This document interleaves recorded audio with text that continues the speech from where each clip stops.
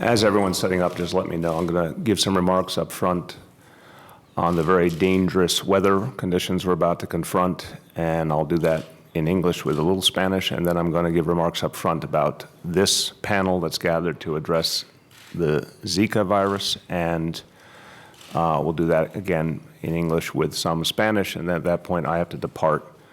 Dr. Bassett and Dr. Blasio will take over and will give their remarks, and we'll take your questions at that point. So just, Marty, awaiting your cue. Okay. Good afternoon, everyone. Before we get started on the Zika issue, I'd like to provide an update to all New Yorkers about weather conditions we'll be confronting in the next few days, and I'd like to provide a very clear warning that this is a health challenge unto itself. The weather in the coming days will really present a challenge for many New Yorkers and should be taken very, very seriously. And again, for follow-up questions, Dr. Blasio and Dr. Bassett can speak to that in greater detail. I want to let all New Yorkers know that we'll be experiencing extraordinarily cold weather over the next few days. Temperatures are going to begin dropping tonight. We expect wind chill values tonight in the single digits, as low as 5 degrees tonight. But then temperatures will drop even lower in the coming days. Friday night into Saturday morning, wind chills will be as low as 5 below zero. Again, Friday night into Saturday morning, we expect wind chill to go as low as 5 below zero. But that is not even the worst. The worst will come overnight Saturday into Sunday. This will be the coldest time. We're forecasting that temperatures will plummet to around zero early Sunday morning, 0 degrees before the wind chill Sunday morning. With wind chill factored in, we expect temperatures that could be as low as 23 degrees below zero by Sunday morning. So this entire time we're talking about these coming days, people have to take this very, very seriously. This is really abnormal, and these are dangerous conditions. So we're asking everyone to change their habits, really think carefully about what they're doing in these circumstances. But again, emphasizing Saturday night into Sunday morning, with wind chill, we could see effective temperatures as low as 23 below zero, something we very, very rarely experience. Now, put very simply, these can be life-threatening conditions, and people should treat that with all seriousness. There are particular risks to seniors, to infants, to people with cardiovascular or lung conditions, and people under the influence of alcohol or drugs obviously could be particularly in danger because they would not perceive the full threat they're facing. So I'm asking all New Yorkers to please take special care in these coming days, take care of yourself and your family, but also look out for your neighbors in each one of these challenges and crises. We talk about the importance of looking out for your neighbors, look out for seniors, look out for folks with disabilities, look out for anyone you think may not have heat in their home. We have to really be careful in this time frame. We're activating our Code Blue status tonight through Sunday. That means there will be intensive outreach, trying to make sure that all homeless folks get off the streets. Anyone who might be in danger gets off the streets. We'll have a very aggressive outreach effort led by our Department of Homeless Services, working closely with NYPD and FDNY. As you've seen in the last few weeks, those efforts have been very effective at getting people in, overwhelmingly voluntarily, some involuntarily, but that effort will be out in force. I want to say to all New Yorkers, when you go out in the coming days, please go out for only as little as possible. Do not prolong your time outside. If you go out, wear multiple layers of clothing, avoid exposed skin to the maximum extent possible. Wear a hat, wear a hood, wear a scarf. Do all you can to protect yourself. Now, a reminder that building owners all over this city are required to provide ample heat and hot water to their tenants. If anybody is not getting the heat and hot water they need, they should be calling 311 immediately. We need to act on this situation now, knowing that these temperatures will plummet in the coming days. There's an additional risk, and we've seen this play out tragically whenever we have these cold snaps, that some people start to improvise ways of heating their homes. and they use informal means that actually can create a danger of either fire or carbon monoxide poisoning. So we want to please discourage all New Yorkers from using efforts to heat a home that are not the official ways to heat a home. That can be dangerous unto itself. The best thing to do is make sure your heat and hot water is coming to you, and if it's not coming to you, call 311 so we can go there and have the city make the repairs directly and get you the hot water and the heat you deserve. It's also very important to make sure that carbon monoxide monitors and smoke alarms are working and are up to date in times like this. A few words in Spanish. Vamos a tener unos días muy fríos a partir de esta noche. La temperatura caerá y con el factor del viento se sentirá hasta 23 grados Fahrenheit bajo cero en la noche del sábado. Tengan mucho cuidado en estos días. Quédense en casa todo el tiempo posible. Vistan varias capas de ropa cálida si tienen que salir y cuiden a sus vecinos, en especial los más vulnerables. So that is an update on the weather conditions. And again, this is extraordinarily cold temperatures and an extraordinarily rare situation for the city, so all New Yorkers should take this very, very seriously. Let me now speak to the Zika virus. We have a panel of experts here gathered from many of our top medical and academic institutions who are here helping Dr. Blasio and Dr. Bassett to prepare the city to deal with this challenge. I'm going to give you a couple of updates and a couple of words to frame the situation, but I want to thank Dr. Blasio and Dr. Bassett and all their teams for having immediately focused on the Zika virus and the particular challenge that it poses here as a city that obviously has a tremendously strong and close relationship with the nations of Latin America and the Caribbean. So far, Zika is present in 25 countries across Latin America and the Caribbean. Thank God we've only seen a handful of cases here in the United States. This group of experts that has been brought together, again representing many of the most prominent institutions in the city and people with tremendous expertise in this field, and are going to help us to determine our strategies for dealing with this challenge in the coming weeks and months. As I think is well known, there's still a lot to learn about Zika. Governments all over the world are trying to learn more. The CDC is as well leading that effort. So these experts are going to be our local resources to know what we need to know as best possible to address the situation. The City of New York is working closely with the Centers for Disease Control and the state government on the issue of Zika. But we also know that the ability to turn directly to experts who live and work here in the city is something that is very important for us to take full advantage of to protect our people. I want to thank again our Deputy Mayor, Dr. Blasio, our Health Commissioner, Dr. Bassett, who are here with us, our Chief Medical Examiner, Dr. Barbara Sampson. Thank you for being a part of this effort. Ross Wilson, the Chief Medical Officer at Health and Hospitals, is here, so full court press by all elements of the city government. Many leaders of our Department of Health and of Health and Hospitals with us or on the phone with us today. And I want to thank the chair of the New York State Assembly Health Committee, Dick Gottfried, who has been working with us closely on this crisis. I want to reiterate at this time, there is virtually no risk, excuse me, let me say that again, there's virtually no risk of contracting the Zika virus in New York City at this point. But we are very concerned about the onset of the mosquito season at the beginning of April, and that's what a lot of our effort is focused on, getting ahead of any potential threats now.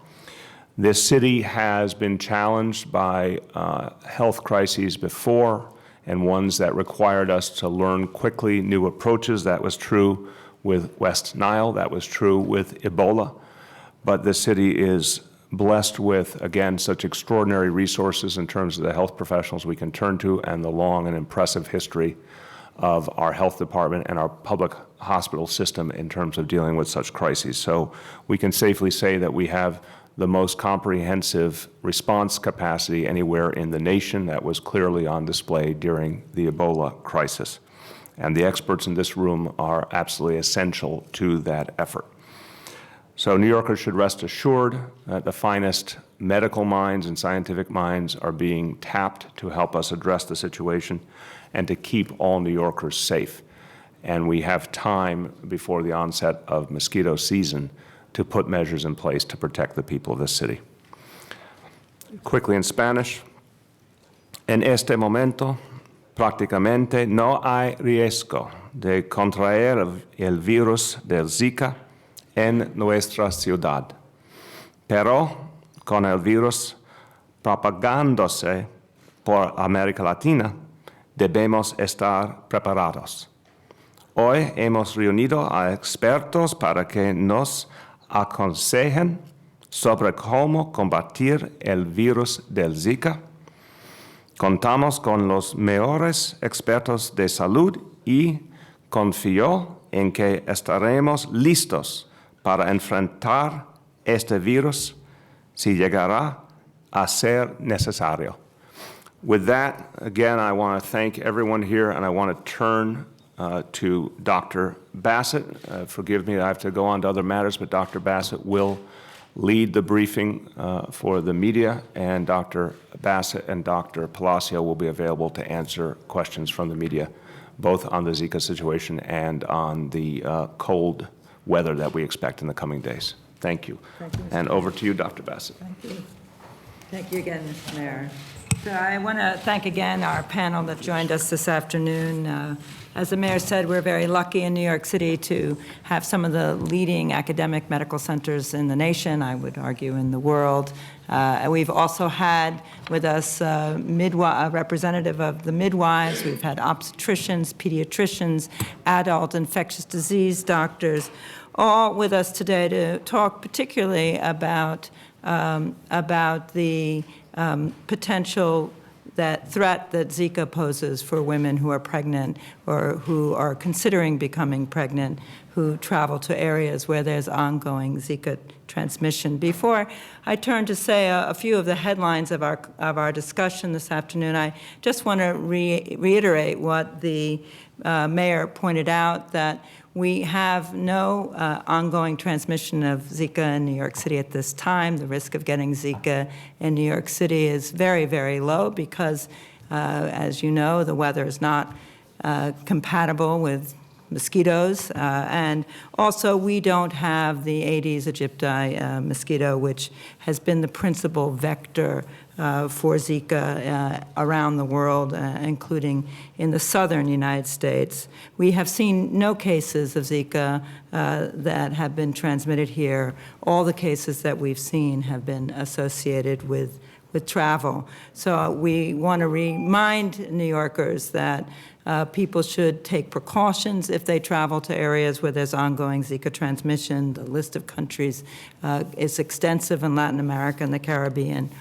They should protect themselves from mosquito bites if they have to travel. And for pregnant women or women who are considering becoming pregnant, we continue to recommend that they postpone their travel. I don't know, Deputy Mayor, if you want to add something to that, or should I turn to... Go ahead. Thank you.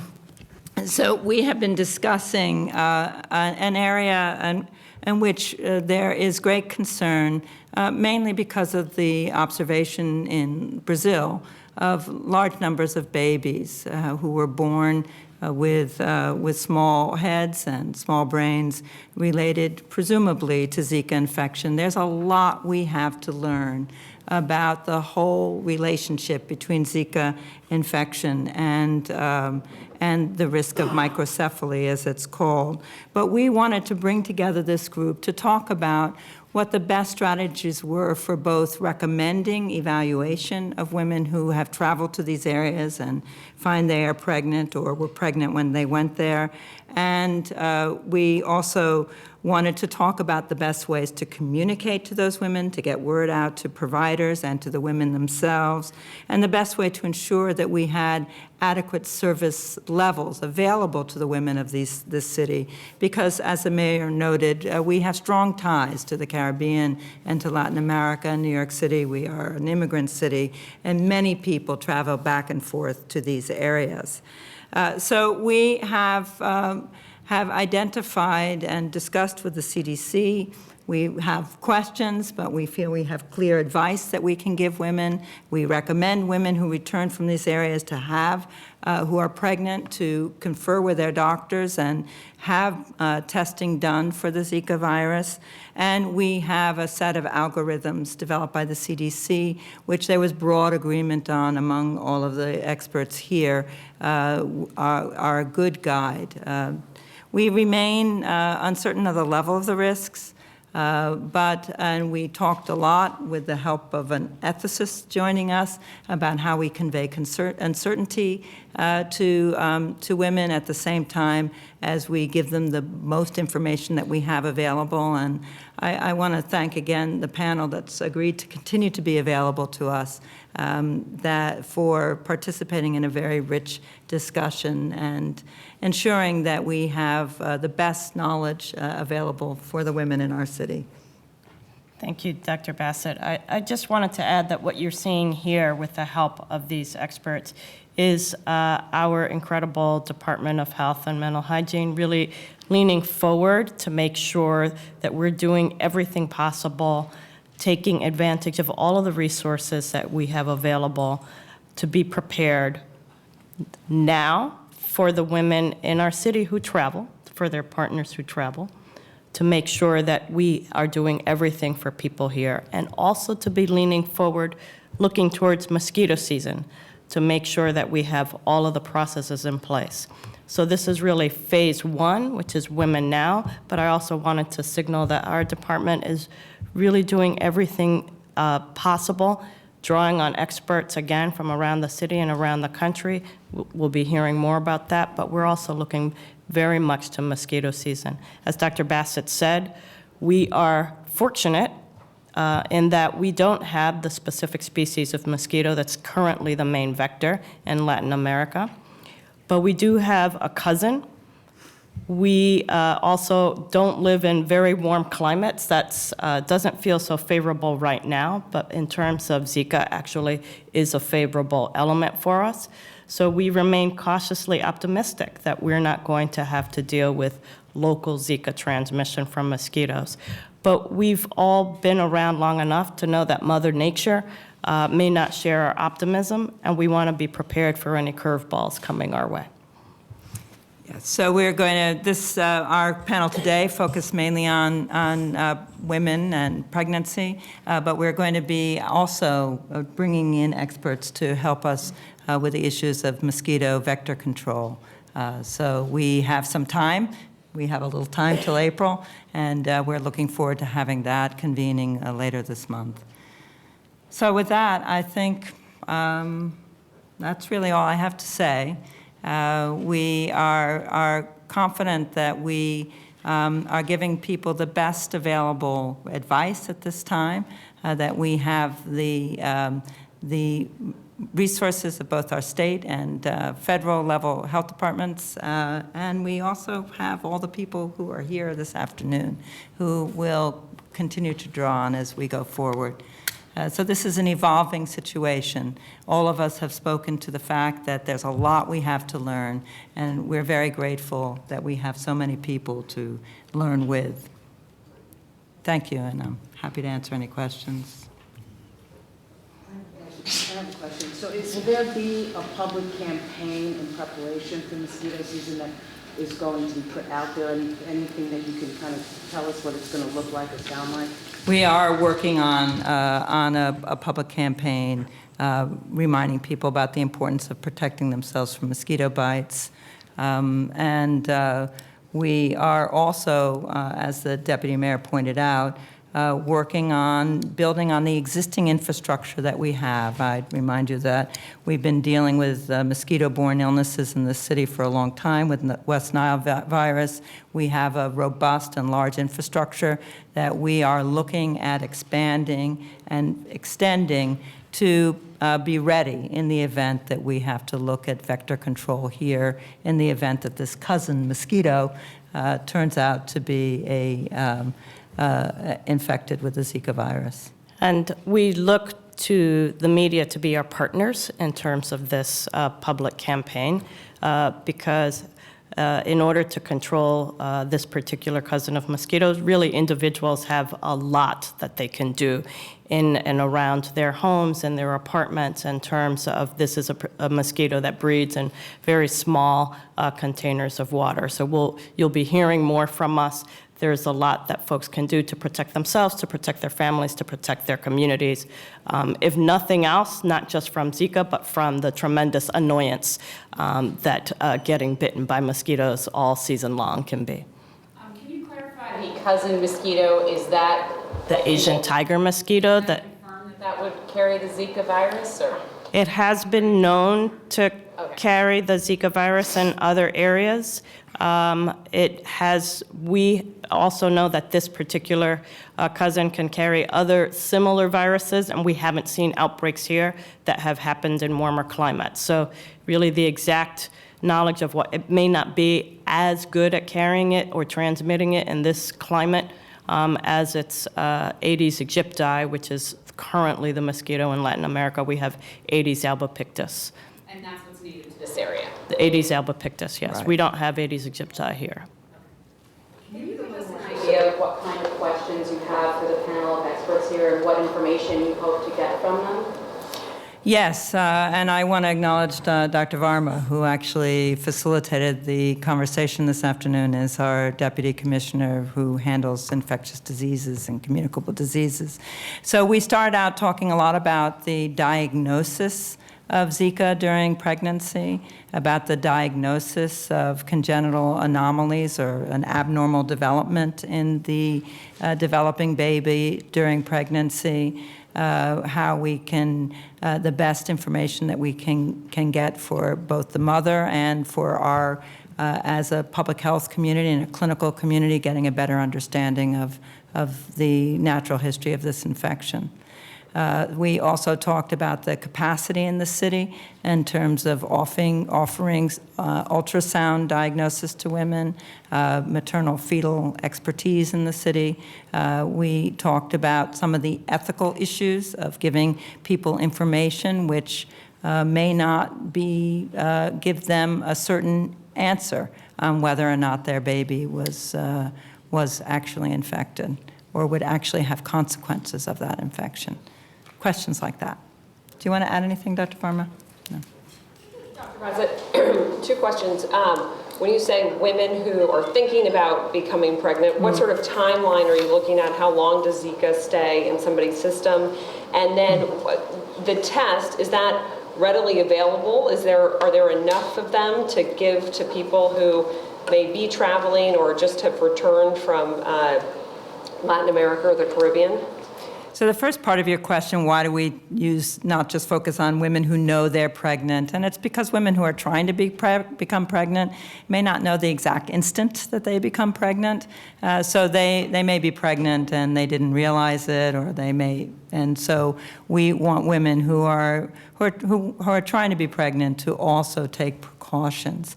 You asked the question, do we know how long pregnant women may keep the virus in their bodies? And that was a conversation that we all had around the table. We know something about non-pregnant women. We know less about pregnant women. But it certainly doesn't seem to be a virus that people keep in their bodies indefinitely, but I can't give you a number of days. You asked about testing. And the recommendation for testing now is for any woman who's pregnant or was trying to become pregnant who's returned from areas where there's ongoing Zika transmission to see her doctor and have a blood test.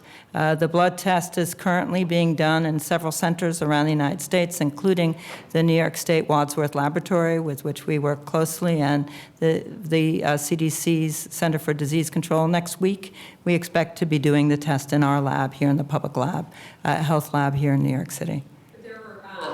Sorry, there are not issues with like not being able to test it in enough people. The test is available if somebody went to their doctor and said, I want it, they can get it. We don't think that everybody should be tested who has traveled to these areas. For people who get sick, we want and have symptoms compatible with Zika. That's fever, joint pains, rash, red eyes. They should be tested. For pregnant women who come back from travel to these areas, because we know that they can be infected and asymptomatic, the recommendation has recently been extended, and the advice is that they be tested as well. And the New York State Health Commissioner issued this advice. The Centers for Disease Control have issued this advice, and we anticipate that we have the capacity to do the blood test for all of these women. Now, the blood testing is complex.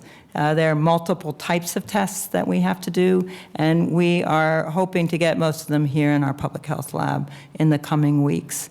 We'll begin with one test next week that diagnoses acute infection.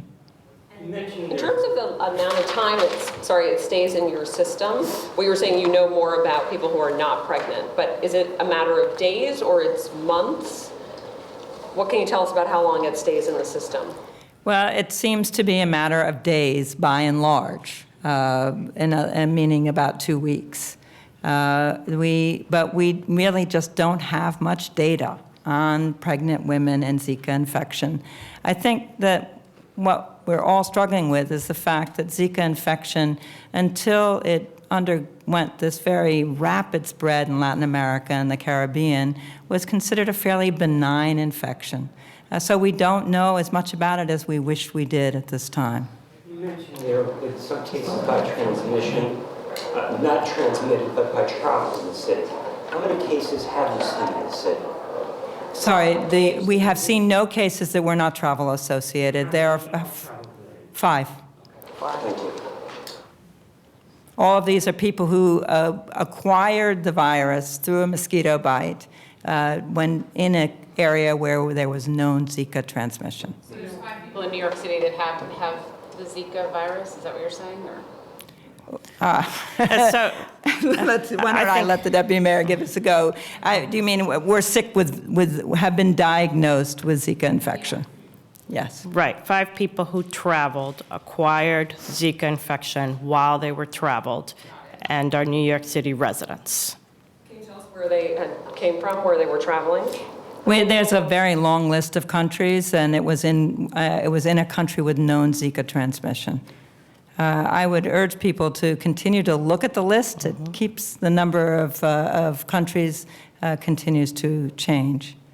Can you tell us a little bit more about the time when these 5 cases were diagnosed, these 5 cases that we have here in the city? From what period of time did we first see the first case to this last one that It's been over the last 2 weeks. Yeah, I think 3 weeks. 3 weeks. Can you tell us a little bit more about what the city plans to do in April, what you guys were talking about in terms of when the weather warms up, about mosquito control efforts here? So that's the stuff that we're actively working on, a plan for mosquito control that would target Aedes albopictus, or the Asian tiger mosquito. It's a different mosquito than the mosquito that transmits West Nile virus, and it has different breeding sites, and it has different biting patterns. And both of these have a bearing on control efforts. So we will use our existing infrastructure to implement surveillance of breeding sites, and also confer with mosquito experts about what the best strategy would be in the event that we needed to begin eradication of the vector for a daytime biter. This is a daytime biter. Do you feel it's inevitable that we have mosquito transmission? No, I don't, because the reason I don't is because, as the deputy mayor has pointed out, we have other conditions, chikungunya, dengue, which are also potentially transmitted by this cousin mosquito, the Asian tiger mosquito or albopictus, and we haven't seen transmission here in New York City of those viruses. So the ecology of this vector in our climate, it may not be a very hospitable vector for transmission. It doesn't seem to have been for either chikungunya or dengue, but we want to be ready, and that's why we are actively working on a vector control strategy that would be effective for this different mosquito. That's not what we were talking about here today, by the way. We were talking mostly today about about how to address the apparent risks to pregnancy and to the developing baby that Zika infection poses. And I just want to stress that, we're not starting from scratch here. I mean, New York City has been doing very aggressive and comprehensive mosquito control surveillance and control activities for a long time around West Nile virus. That infrastructure, while the mosquitoes are different and we will need to adapt that plan, it's not that we need to build a brand new plan from scratch, right? It's really adapting the surveillance methodology to get to the ecology of where this new mosquito lives. It's really adapting some of the control measures in terms of source control. That's where the media is going to be really important, is for people to be able to start to help us make sure that they don't have these small containers of water. And in terms of the kinds of control activities with pesticide applications, where and what types and how we apply them. It's really adapting for a different species of mosquito, but not starting from scratch. Do you anticipate spraying like we have with the West Nile virus? Do you anticipate that kind of measure? I think that, right now we're in the planning stages. We have a lot of in-house expertise. We're talking to other experts. There are a variety of strategies that are possible, including actually getting the larvae and getting at larvicide. So we'll talk about what the particular elements are now. I think what's important to know is that we're leaning forward. We're trying to get all of this in place so that if on the chance that we have to go, and again, I want to stress that we are very optimistic based on how other viruses spread by this mosquito have behaved in this climate. We're optimistic that we won't find ourselves in that position, but if we do find ourselves in that position, we want to be able to flip a switch and go. Correct. Anyone not get a question in here yet? Yeah, if I could. Dr. Blasio, you mentioned consulting and ethicists.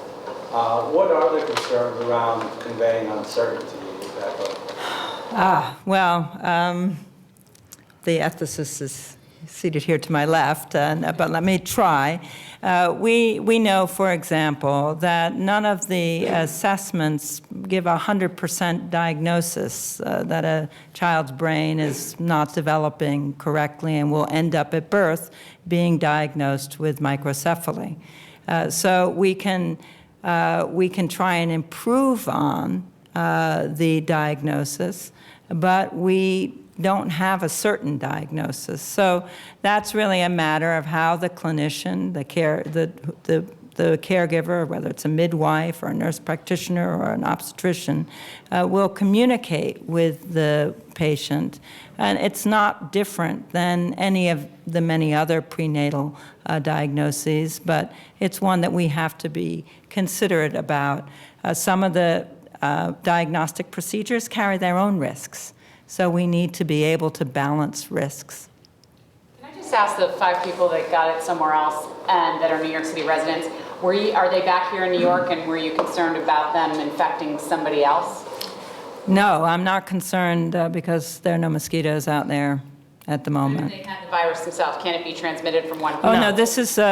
no, no. The answer to that is that it's overwhelmingly a mosquito-borne infection. Now, I know you've all heard of the handful of cases that had a sexual transmission. There was a case diagnosed in Dallas, and we have recommendations for sexual partners on condom use if they're concerned that they may be infectious on return. Have you seen anything about flu? Are there probably We haven't increasing cases? declared was it declared today?